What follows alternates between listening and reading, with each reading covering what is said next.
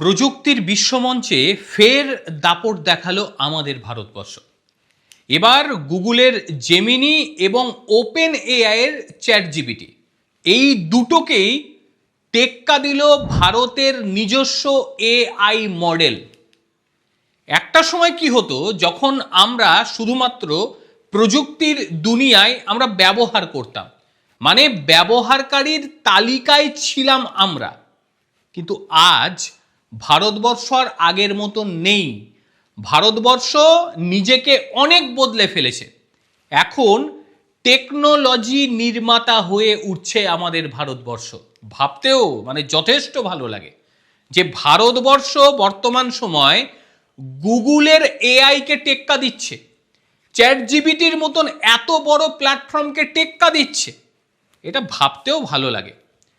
বেঙ্গালুরুর startup সার্বাম AI, এরা এই কীর্তিটা করে ফেলেছে এবং এদের কাজটা এত নিখুঁত যে সিলিকন ভ্যালিতে পর্যন্ত এটা নিয়ে আলোচনা পড়ে গিয়েছে।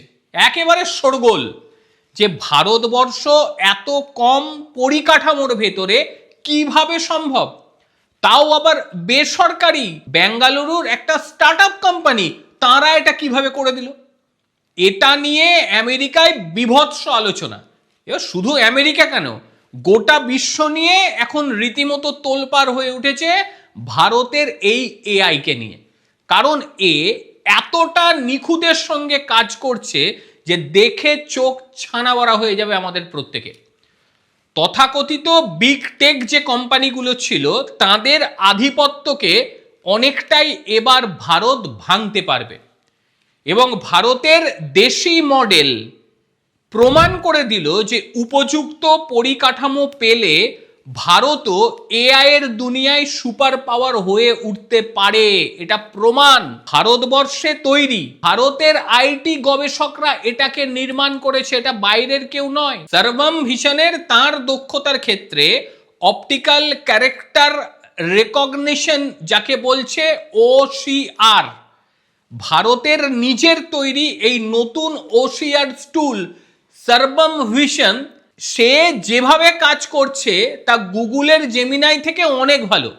একই সঙ্গে তাদের আর একটা ভয়েস মডেল রয়েছে, তার নাম হচ্ছে বুলবুল V3। এর পারফরমেন্স দেখে তা বড় বিশ্বের এআই এর মডেলগুলো চমকে গেছে যে এত ভালো পারফরমেন্স কিভাবে দিচ্ছে। মূলত এই এআইটা এত গুরুত্ব আমাদের কাছে কেন চলে এসেছে, অনেকেই বলছে। এই কয়েকদিনের দুই একটা প্রতিবেদন আমি এআই নিয়ে করেছি, সেখানে বহু মানুষ তারা বলছে এটা নিয়ে কি হবে, মানুষ খেতে পাচ্ছে না, আপনারা এআই নিয়ে লাফাচ্ছেন। এটা কারা বলতে পারে আপনারা জানেন? সেই সমস্ত মানুষদের উদ্দেশ্যে যে এআইটা ঠিক কেন আমাদের পক্ষে এতটা প্রয়োজনীয়। এআই বা আর্টিফিশিয়াল ইন্টেলিজেন্স, এই প্রযুক্তি মূলত মানুষ যেটা ভাবে, মানুষ যেটা বুঝতে পারে, মানুষ যেটা সিদ্ধান্ত নিতে পারে, এর কিছুটা ক্ষমতা ঢুকিয়ে দেওয়া হয়েছে যন্ত্রাংশের ভেতরে। এই হচ্ছে এআই। এই এআই এখন নিজে আর্টিকেল লিখছে, নিজে ছবি বানাচ্ছে, ভিডিও বানাচ্ছে, এমনকি ব্যবসার সিদ্ধান্তও নিচ্ছে এআই। প্রতিরক্ষা গবেষণার ক্ষেত্রে এআই যথেষ্ট ভালোভাবে কাজ করছে এবং একই সঙ্গে আমাদের চিকিৎসা শাস্ত্র, সেখানেও এআই এর প্রযুক্তি মারাত্মকভাবে কাজ করছে এবং সেখানে রোগ নির্ণয় থেকে শুরু করে তার ঔষধ সবটাই কিন্তু এআই করে দিতে পারছে। আর এই কারণেই এআই বর্তমান যুগে সবচেয়ে বড় অস্ত্র। যে দেশ এআইকে নিয়ন্ত্রণ করতে পারবে সেই দেশের কাছেই থাকবে ক্ষমতা। এখন ওই বোম, গুলি, পিস্তল এইগুলো একটা অংশ, কিন্তু এআই প্রযুক্তি যাদের হাতে চলে এসেছে তারা গোটা বিশ্বকে শাসন করতে পারবে। আমেরিকা বুঝে অনেক আগে থেকে এই নিয়ে কাজ করছে, চীনও এটা নিয়ে বহু আগে থেকে কাজ করছে। ভারতের কাজ অনেক দেরিতে শুরু হয়েছে, কিন্তু ভারতীয়দের বুদ্ধি যেটা বিশ্বের অন্যান্য দেশের মানুষের থেকে অনেক বেশি, সেই কারণে তারা দেরিতে কাজ শুরু করেও অনেক ভালোভাবে পারফরমেন্স দিতে পারছে।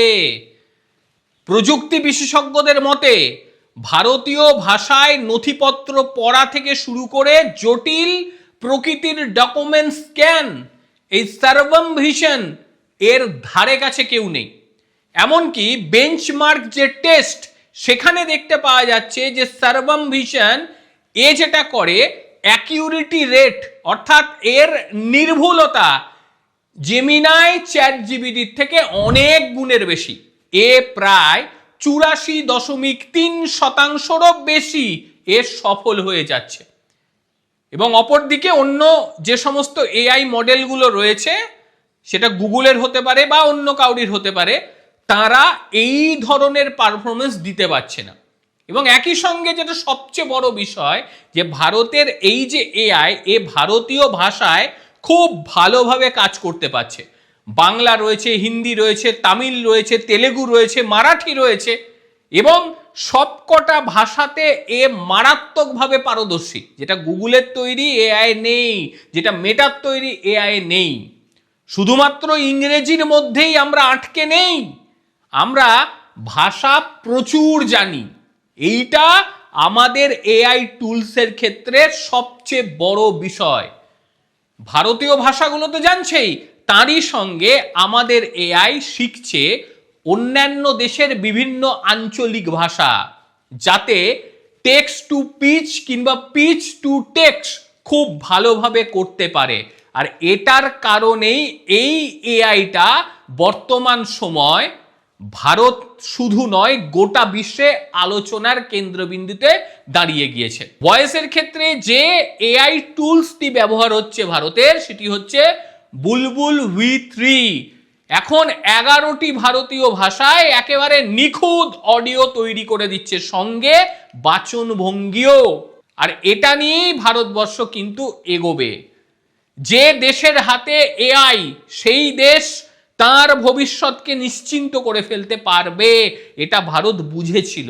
আর সেই কারণেই শুধুমাত্র সরকারি উদ্যোগ নয়, বেসরকারি উদ্যোগগুলোকেও প্রচুর পরিমাণে অর্থ ঋণ দেওয়া হয়েছে, যাতে স্টার্টআপ যারা করছে তারা খুব ভালোভাবে এইগুলোকে করতে পারে।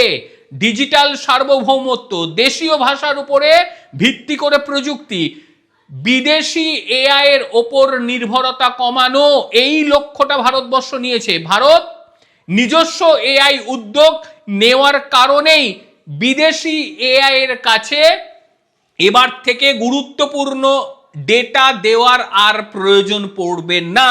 একই সঙ্গে জিমেনাই এবং চ্যাট জিপিটির সঙ্গে লাগাতার পাল্লা দিয়ে আসছে সার্বম এআই, বুলবুল V3।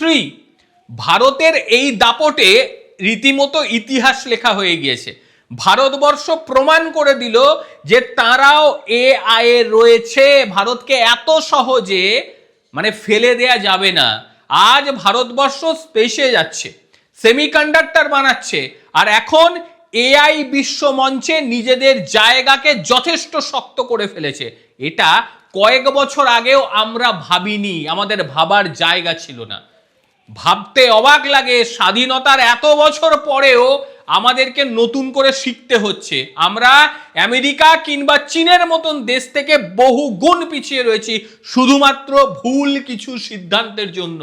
আমাদের ভারত সরকারের বেসরকারি প্রতিষ্ঠানগুলোর কথা তো ভুলে যান, সরকারি প্রতিষ্ঠানগুলোকেও ডুবিয়ে রাখা হয়েছিল, যাতে তারা কোনোভাবে নিজেদের কৃত্তি দেখাতে না পারে।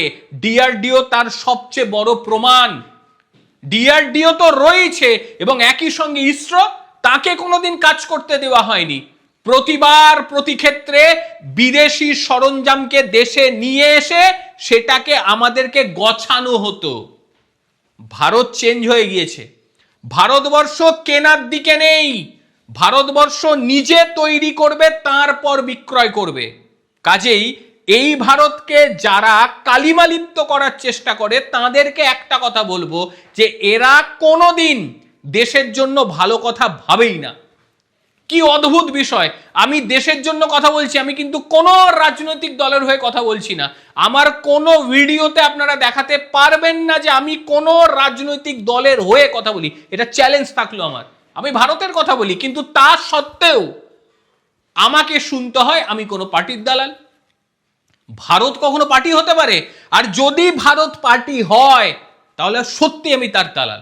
আমি দেশের দালালি করব, 100 বার করব, এবং দেশের ভালো খবরই সামনে নিয়ে আসব।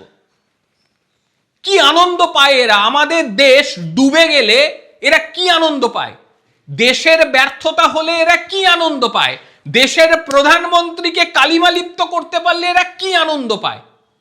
আরে বাবা, তুমি ব্যক্তিগত কার উপর আক্রমণ করছো আলাদা পার্ট, তুমি দেশের প্রধানমন্ত্রী এই কথাটা উচ্চারণ করবে কেন? জানা নেই এরা আদেতেও আমাদের দেশের না অন্য কাউরির। যাই হোক, তাদের নিয়ে হয়তো ভুলভাল কিছু আলোচনা করে শেষটা একেবারে শেষ করে দিলাম। যাই হোক, মনের রাগ মানে কি বলবো, রাখতে পারি না, বলে ফেলি ভুলপাত, ক্ষমা প্রার্থী। আনন্দের দিন, ভারত এআই মঞ্চে নিজেদের জায়গা শক্ত করে দেখিয়ে দিয়েছে। এই বিষয়টা আপনাদের ঠিক কিরকম লাগছে অবশ্যই জানাবেন। আর তারই সঙ্গে ভারত কত বছরের মধ্যে মনে হয় আমেরিকাকেও টেক্কা দিয়ে দিতে পারে, কি মনে হয় আপনাদের? অবশ্যই আপনারা আপনাদের মতামত জানাবেন। প্রত্যেকে ভালো থাকবেন, সুস্থ থাকবেন। আবারও দেখা হবে অন্য কোনো দিন অন্য কোনো ভিডিওতে। ততক্ষণের জন্য নমস্কার, ভালো থাকবেন।